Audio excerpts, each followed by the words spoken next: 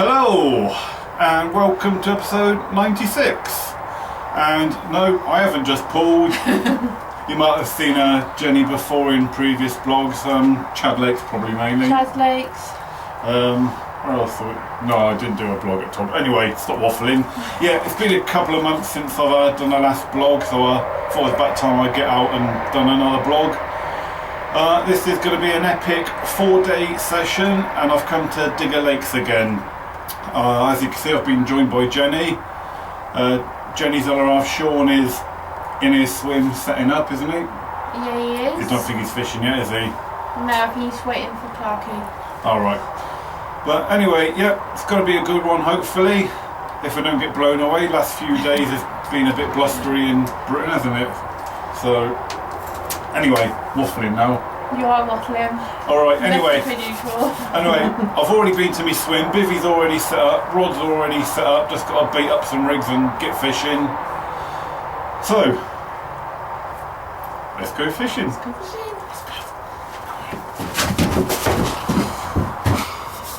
Right guys, I'm in my swim. I'll just quickly let you know what's going on. I'm not actually fishing yet. I'm waiting for me mate Clark to get here. You've seen Clark a couple of times before in a couple of me blogs, and basically on this session I'm going to be fishing on Clark's bait only, which hunter's baits, and I'm going to be using his new SSK bait. So he's just phoned me up. He's going to be here in about an hour. It's probably about 3 o'clock now. So he's just phoned me up, let me know he's sort of on his way. So I haven't really done anything yet. I've got, camps up, rods all ready to go to be baited up and whatnot. So yeah, I'm just literally waiting for Clark to get here so I can fish solely this session on Clark's bait. Saying that, I've brought a bucket of pellet with me, probably about 5 kilo of pellet. Not saying I'm going to use 5 kilo of pellet, but I've brought 5 with me, and at random intervals I'm going to just sort of catapult maybe a few pellets into my swim. No spodding. Everywhere I'm going to be fishing is within catapult range, so no need for spod rods, etc. Just catapults. My left hand rod, I'm going to be fishing to the left of me, which is sort of towards a swim called Big Junction, and I'm going to be fishing under a tree to my left. I'll show you all this later anyway, but I can reach that point with just an underhand swing. My right hand rod's going to be fishing towards Peg 2, for anyone that knows sort of the layout of Digger Lakes. There's sort of a 25-foot wide channel, I suppose, between where I am over to swim to, and I'm going to sort of fish the limit of where I can. There's a marker on the bank to say, that's my limit of where I can fish, and I'm going to fish up to that marker basically. And that again is within catapult range as well for pellet and whatnot. So yeah, I'll show you all the swim later on. I'm hoping to whether it'll work or not, I've got myself an underwater camera. It's not a GoPro, it looks like a GoPro. There's a cheaper version of a GoPro called a SJ4000 or an SJ Cam, which is basically what this is. It's not even that, it's an even cheaper version of that. It's sort of a copy, but to me, a camera's a camera. They're all made in China after all, right? So yeah, I've had a little trial run of it. I can Wi-Fi it to my phone as well, so when I put the screen on I can see what the camera's looking at on my phone, which is quite good, and it only cost me 40 quid from eBay. So depending how it goes, hopefully I'll get some underwater footage during this blog, but that's yet to see. I've not even used it yet, so I'm not sure how it's going to work out. So anyway, right, I'm going to go around and see Jenny and Sean. They're in pegs 1 and 2. So as I'm fishing that way, I've got no real worries for cross lines or anything, because I know the people over there. So yeah, so basically waiting for Clark to turn up with me bait, the SSK, as I said before. It's his new bait. He only released it a couple of weeks ago, and apparently on trials it's absolutely been sort of ripping this place up. So anyway, right, I'm going to stop waffling and crack on. I'm going to go around and say hello to Sean and Jenny before Clark gets here with me bait and get me rods out, be sociable. So till later on when I actually do start doing something fishing wise. I'll see you later.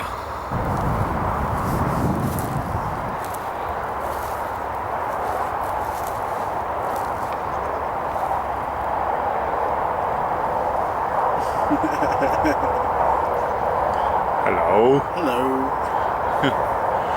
How's it going in the blanking for him? I haven't even started fishing properly yet. Nor me, I've just done a bit to camera explaining what's going on. Yeah, I'm waiting for obviously for Clarky's goes, you know. Like, He's just phoned me, it'll be about 10-15 minutes. brilliant, that's good. So I just sort of popped out just some old bait that I've got with me at the moment. Like, not really expecting much to happen. Yeah, well, I haven't even got my rods out yet. Oh, and Jenny just said dinner will be ready in 10 minutes too. That's even better. so not only do I get my new bait sorted, but I get some dinner as well. And how are you feeling? Are you feeling confident? Fairly, yeah. Obviously Clarky's built up a very big impression on this new bait, so hopefully... Yeah, he's been bigging it up for a while, hasn't he? So hopefully it does the biz. Yeah, hopefully, yeah. If it does, brilliant. Yeah, I'm looking forward to giving it a go anyway. Yeah, definitely. Because definitely the testing results he's been saying is Yeah.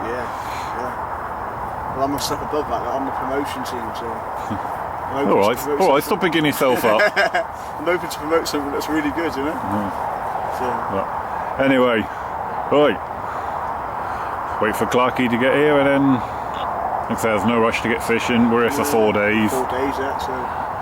It's nice though, isn't it? Nice here. Not like kids these days that have to put the rods out the minute they get in the swim. Must start fishing. It's no rush when you're on a 4-dayer. No, I'm not rushing. I just wanted to get them out just for a bit.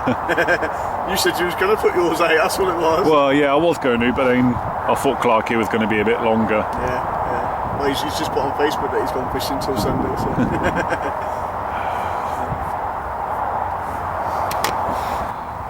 Right, just having a bit of a waffle to Sean, and then he's just had a bit of an indication on his left-hand rod. Not sure what's going on. Yes, no? Oh well. Something was playing on there.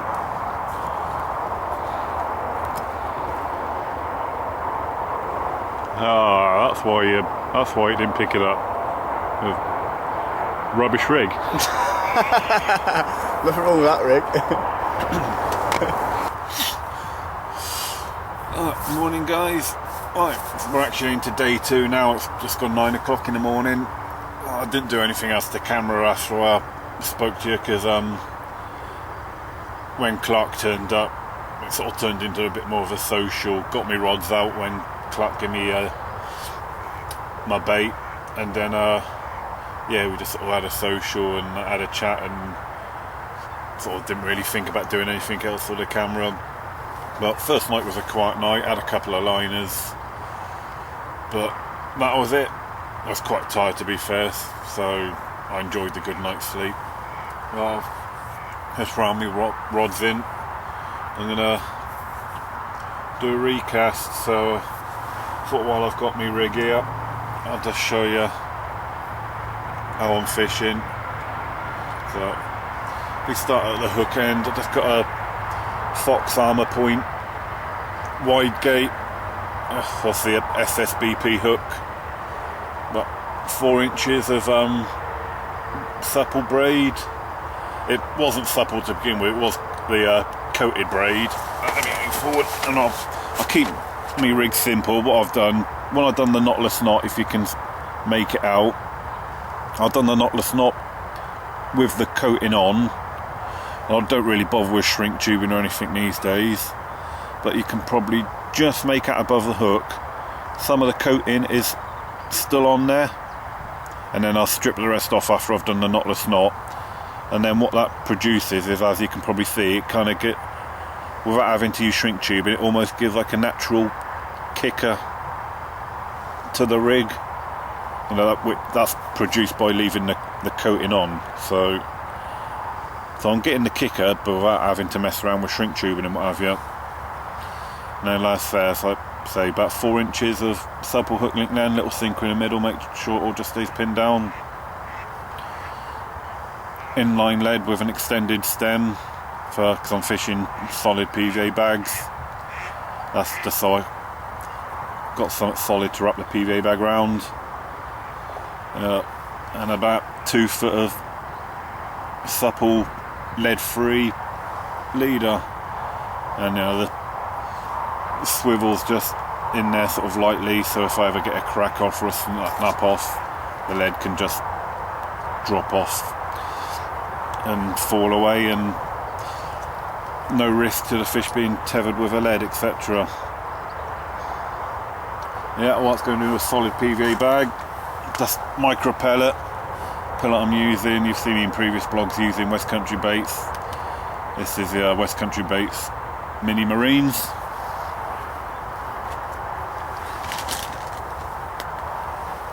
There's Clark's bait, the SSK, and he's done me a few dumbbell wafters and corkboard pop-ups as well. But I've actually just been round to his swim and just nicked a couple of his little 10 millers he's done. So I'm going to have a go at doing a double 10 miller rig. But yeah, that's how I'm fishing. Exactly the same rig on both rods. Nothing complicated. Nice and simple. Flying back lead. Right. I want to get these rods back out because I know I'm a bit peckish and I want my breakfast. And guys, the weather's been a bit on and off, raining quite a bit since we've been here. There's a bit of a break in the rain at the moment, so I thought I'll give you a tour of my swim now. As you can see, only 2 rods. It's only a 2-rod venue at Digger Lakes, but it's only a small swim I'm in, so 2 rods is more than fine. So, as you can see, it doesn't look like I've got much water as you look straight ahead, but I've got a fair bit in that island in front of me. That's just sort of, I'm not even sort of fishing forward. So at my left hand rod I'm fishing, so what you can see there is another small little island there, and there's like a bit of water that goes through there. That's a channel behind the island, and then that big gap there, that what you can see there is the cut through to the next swim. I'm in a little junction, and just past them ducks is the swim of Big Junction. Pretty much, or just slightly behind them ducks that are going past now is sort of the limit of my swim to the left. If I go any further, I'm sort of going into sort of the Big Junction swims water. But where those ducks were before they swam off, that is pretty much where I'm fishing at the moment. I did start off by fishing just under the branches of this tree here. It's only an underarm swing, but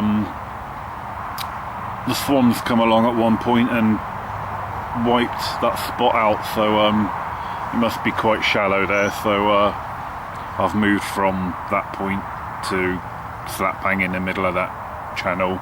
Must be a bit deeper because once I put bait out in the middle, the swans didn't go for it there. And then on my right hand rod, come round to the right, so what you can see is another slight island to the right here. What you've got just at a shot sort of behind these trees here is peg 1, where that bivvy is over there. That's peg 2, that's where Sean's fishing, Jenny's fishing over in peg 1. And then that's sort of all my water to the right, well, say all my water, you can see that white post there. that's the limit of my swim. So this is my water, and then the water this side of that white post is Sean's water over here. And I started off the session by fishing slap bang in the middle, sort of on the limit of the white post, right in the middle. Had a wind in earlier on and went round and had a chat to Sean and that. When I come back round, I was tying up some PVA bags and he shouted over to me. He saw a fish roll just off the point of the island here, so my right rod is currently fishing there. But I must have put about 1 kilo of boilies up so far, and this whole area is scattered with about 1 kilo of boilies, so I can really fish anywhere in this area and I'm going to be fishing on my bait. Whereas over here I've really only baited up that spot which I'm currently fishing on. I've managed to fit the underwater camera to my landing net pole, so hopefully if I do get any fish while I'm playing a fish, I'll be able to switch that camera on and press record while I'm playing a fish to get some shots from that camera.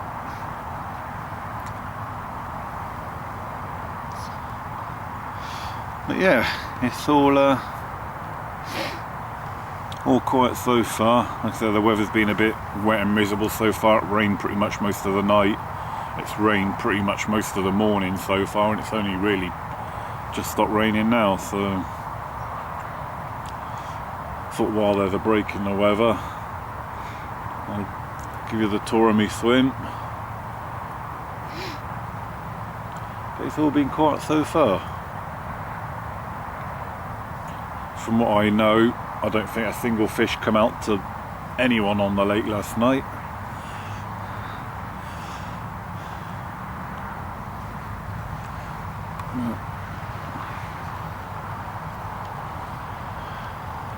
Let's have a zoom in on Sean's swim.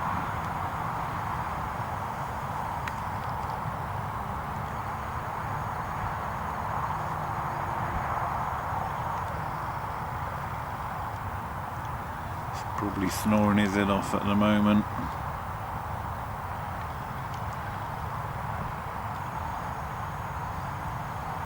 He's fishing with his new Nashed 10-foot scopes.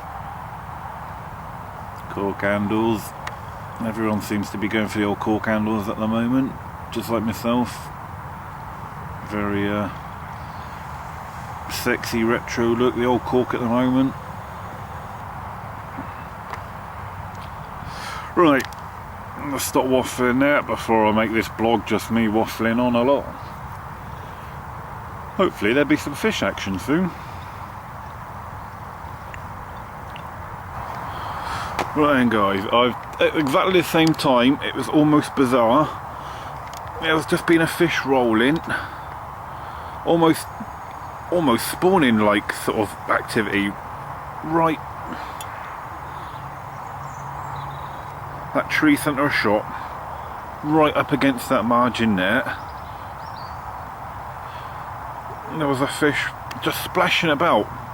There's been hardly no activity, and then all of a sudden a fish was just going mental under there, almost like it was spawning.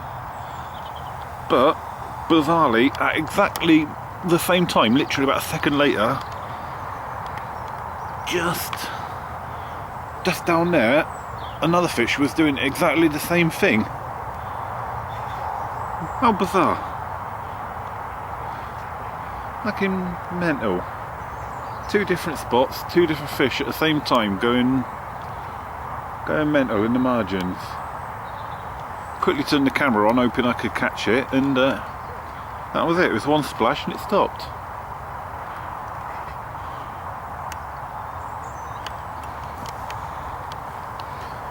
And Sean has seen it as well from over there, and he's trying to point to me where it is, but I already saw it.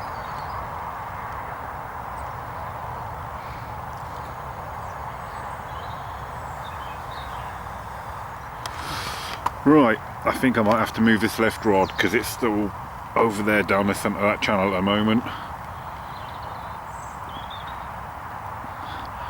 Onto that spot, I think.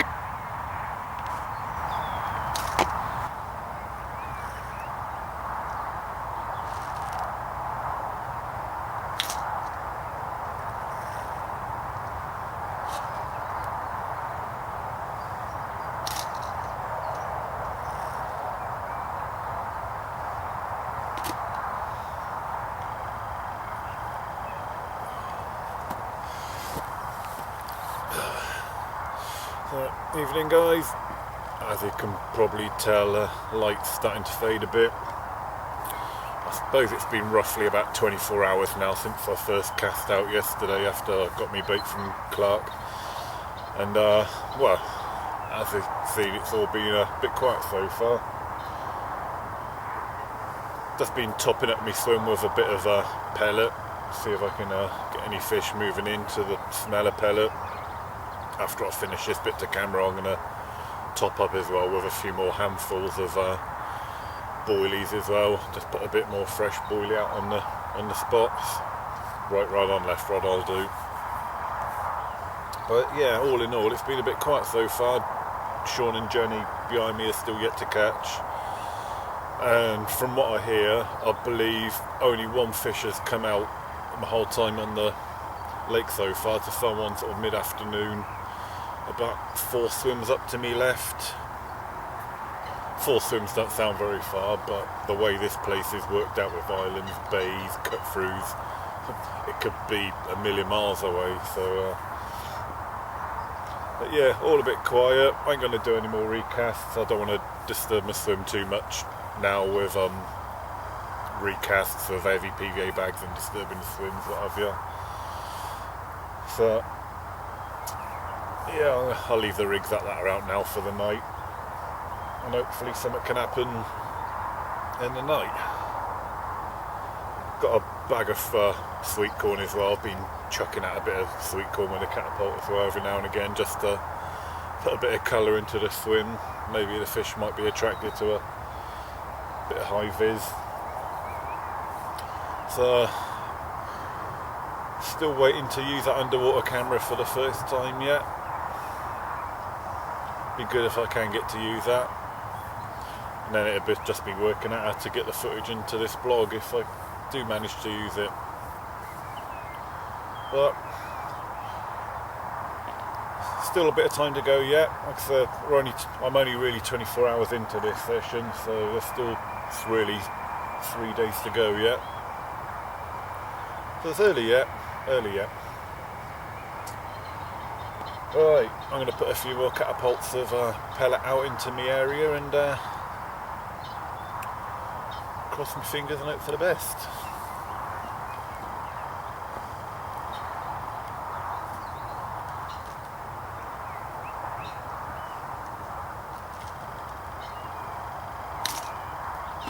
Right then guys, it's just gone about 4 o'clock in the morning, and I'm a few swims to me left with Clarky, where he'd moved to from Tyler's Bay, and he's had a nice little capture. It's paid off to say the least, Chris.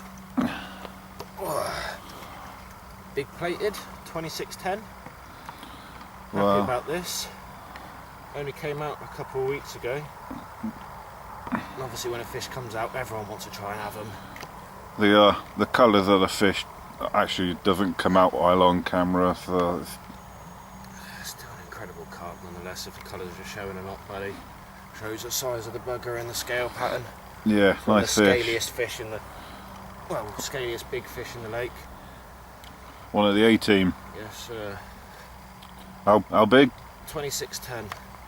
I was on the not natural fish, the SSK wafters. Cork dust wafters. Quickly show you the other side. Baited heavily throughout the day. And well, getting a couple, I had a run earlier on that I lost off the spot. This one went ripping off. I stupidly thought it was one of the Percy's stockies while playing it. But in the back of my mind I knew it was quite a lump.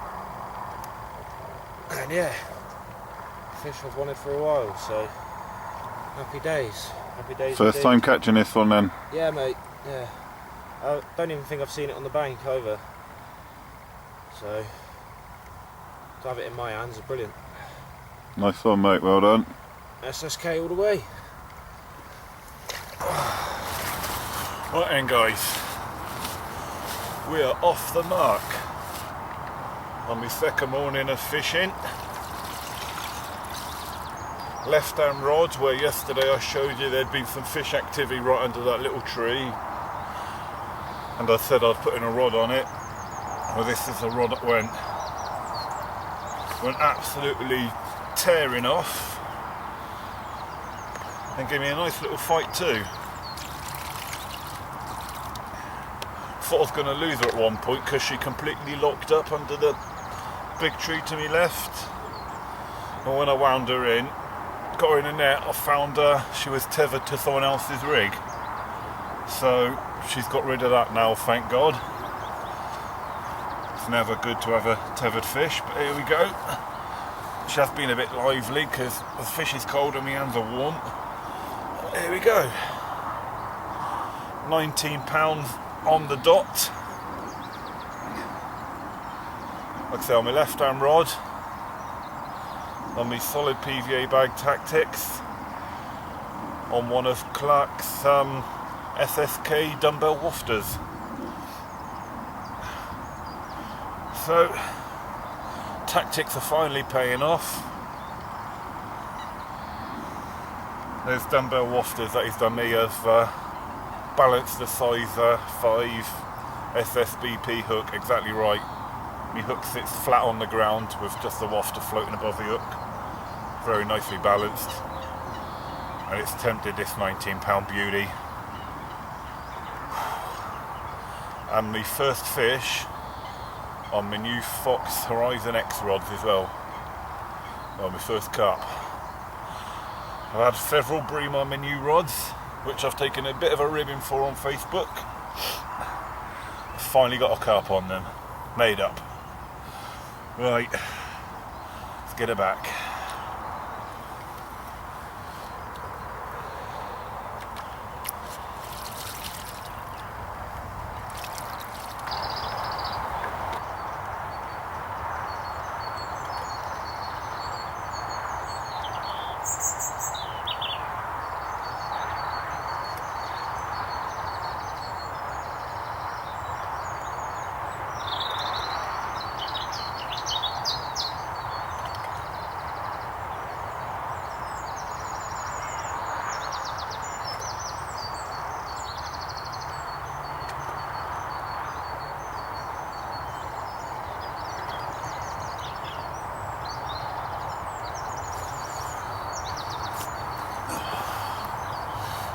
So, just checking in some more boilies on that spot where I just had that fish from. So now I know it's a fish catching spot. I'm going to keep that swim now baited up. Going to work it, introduce a bit of bait every now and again, keep topping it up. Hopefully another fish comes onto that mark. My right hand rod spot as well, I'm going to chuck some more bait on that as well. Keep the bait going in and hopefully tempt a fish on that rod as well.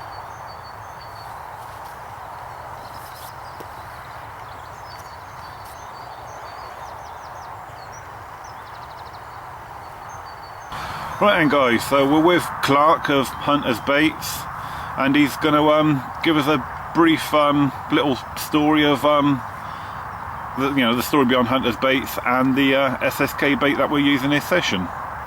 That's it, thank you Chris. Well, I started Hunter's Fishing Baits back in August 2013. Mainly it was through demand from doing my blogs here on Digger Lakes, people seeing that I was rolling my own boilies and asking for bait. So after so many requests, I decided to make the gamble and actually start officially selling bait. As of August, I decided to start making, August 2013, so I decided to start making a krill bait. You know, a lot of krill baits on the market are doing really well, and it's something that's really attractive to people, and they, you know, it's no wonder because krill's such a low oil fish meal. You can use it into the colder conditions through the year, and it continues to produce really well. Put my brain into it, and I've made sure that I've made a bit of a different bait compared to most on the market. You use a lot of other boilies, and they're quite, that's it, almost not plasticky, but sort of a rubbery consistency. I think some people might understand what I'm trying to get across with that, but I decided to put together something that was actually truly different, and I managed to make a bait that is just almost powders in the centre. It's a real nice dry consistency, open and coarse. It contains a good portion of krill fish meal, low temperature fish meal, pre-digested fish meal. There's krill hydroslate in there. We've got hemp powders, bird foods, lots of different bits of carpy, bits and bobs. The good part about having so much coarse ingredient is it encourages digestive transit a lot more, and by that I mean it helps them shit it out. A lot of baits you can see on the market, it's almost like you can just see that it's only a couple of ingredients in the makeup. You can't see what's actually in the bait. But with the SSK, I made sure that isn't the case. I wanted to make something that you can see the quality. You can see the quality, and well, we've had some alright fish so far. It's a session where they aren't particularly coming out thick and fast, so having a bite each so far for me and Chris is good going. So I believe you've put quite a bit out, haven't you, Chris? Yeah, I mean, I've bought 3 kilos off you, and I think I've put about half of that out so far. That's it. So, you know, they're obviously getting into the area, eating quite a bit of bait, and well, they're starting to trip up. Hopefully we'll get a few more fish to start coming soon. That's just the SSK. I'll be testing this year and releasing a few other different products to go along with it, but the one that I'm most excited about, because it's done a lot for my fishing and a lot of the testers' fishing, is the SSK sludge. This is a pure blend of the fish meals that go into the SSK, so the krill meal, the low temperature fish meal and the pre-digested fish meal, and it's constituted with krill hydroslade and oils.